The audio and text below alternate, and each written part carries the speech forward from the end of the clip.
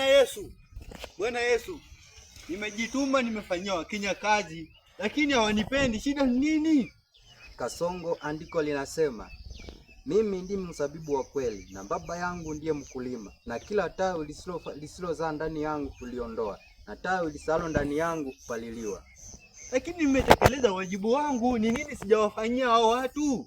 Kasongo, wewe ni tawi lisilozaa, yafaa kutupwa kwenye pipa la moto. Nimejituma sana. Yafaa kuchomwa ewe Kasongo.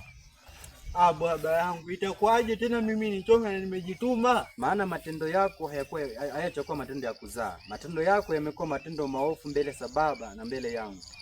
Bwana, hiyo wanionea. Sikuonei Kasongo, maana hapo kuonea hata kama uniamini pia hauamini Baba.